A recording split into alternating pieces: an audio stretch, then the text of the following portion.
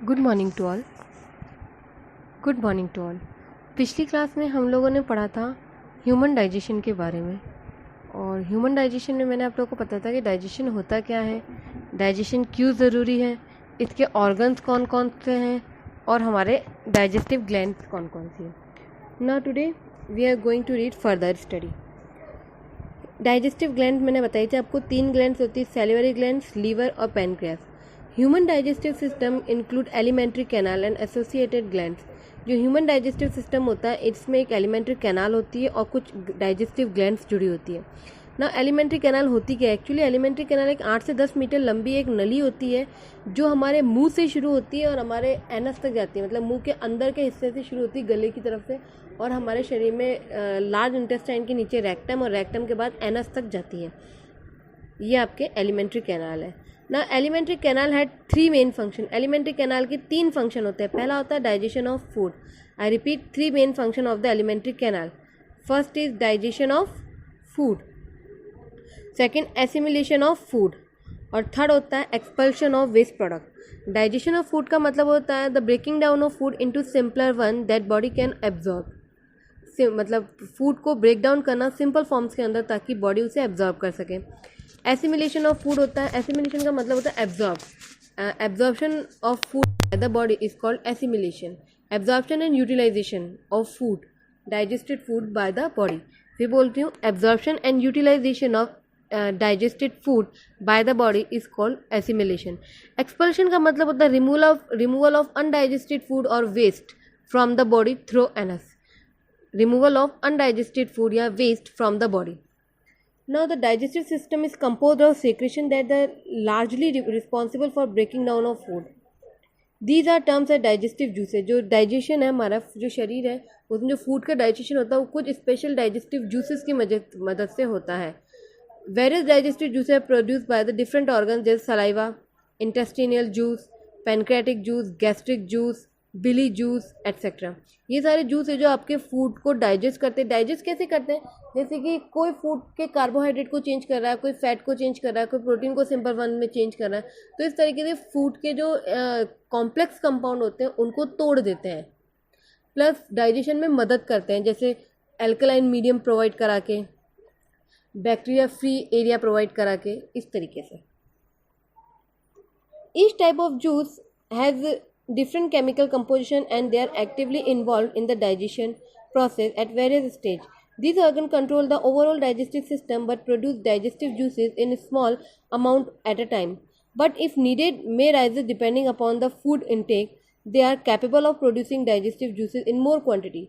Normally ये digestive juices जो होते हैं ये डाइजेशन के अंदर काम आते हैं। ये थोड़ी ही क्वांटिटी में रिलीज होते हैं डाइजेशन में, लेकिन अगर आपने ज़्यादा फूड लिया है, आपके अंदर फूड की क्वांटिटी ज़्यादा है, तो उस फूड को डाइजेस्ट करने के लिए ज़्यादा क्वांटिटी में भी रिलीज हो सकते हैं। Muscles on different stages in digestive system control the speed of food, digested food juices and unuseful waste in human body.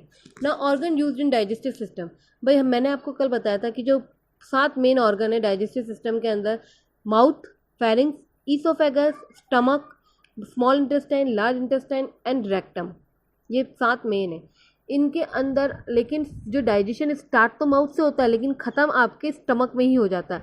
बाकी जो स्मॉल इंटेस्टाइन, लार्ज इंटेस्टाइन और रेक्टम है, इनका काम एब्जॉर्प्शन और वेस्ट फूड को बाहर निकालने का होता है।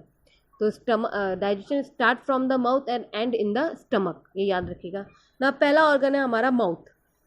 Food is taken into the body through the mouth, हम मुंह से ही खाने को अंदर लेते हैं। It is a ball shaped organ, एक गोल सा बाउल मतलब बर्तन जैसा, कटोरे जैसा इसका शेप होता है। The process is known as ingestion. Actually हमारी बॉडी के अंदर कई तरीके के प्रोसेस होते हैं। जो न्यूट्रिशन ऑफ फूड है एनिमल्स के अंदर, उसमें 5 स्टेप्स होते हैं। Ingestion, assimilation, absorption and egestion, इस तरीके से मिला के 5 डाइजेशन और 5 तरह के स्टेप होते हैं। तो taking food in the mouth is called ingestion. Digestion begin as soon as the food enter your mouth. जैसे आप खाना मुंह में रखते हैं आपका डाइजेशन स्टार्ट हो जाता है। क्यों? क्योंकि हम दांतों से उसे चबाते हैं। And actually even before you start to eat the buccal cavity consist of teeth, the tongue and salivary gland. Mouth के अंदर 3 तरह की चीज़ें होती है। टीथ खाने को चबाने का काम करता है, टंग खाने को घुमाती है, मुंह के अंदर खाने को घुमाने में हेल्प करती है, मूव कराने में हेल्प करती है। और तीसरी होती है सैलिवरी ग्लैंड। सैलिवरी ग्लैंड जो होती है वो सलाइवा रिलीज करती है, जो सलाइवा फूड को मिक्स कर देता है, लसलसा बना देता है। और एक और काम होता है सलाइवा का, ये फूड के अंदर प्रेजेंट जो स्टार्च होता है उसको सिंपल शुगर के अंदर कन्वर्ट कर देता है।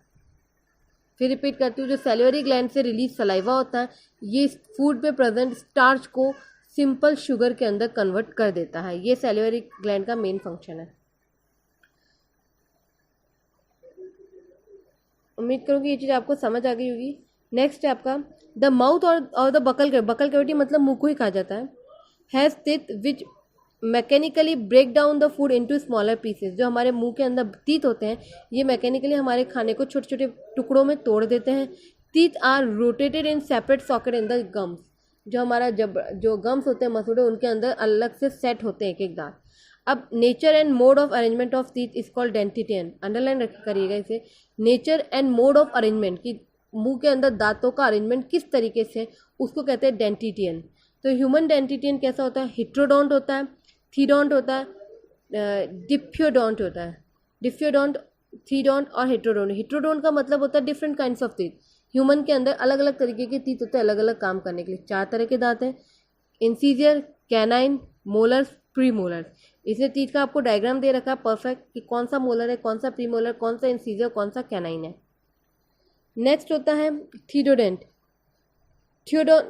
थिकोडोंट जो होता है इसका मतलब होता है कि जो टीथ है हमारे वो एक परफेक्ट सॉकेट के अंदर इम्बेडेड है, मतलब धसे हुए हैं। तो इंसान का जो टीथ होते हैं वो उसके जॉ, अपर जॉ और लोअर जॉ के अंदर इम्बेडेड होते हैं, धसे हुए होते हैं।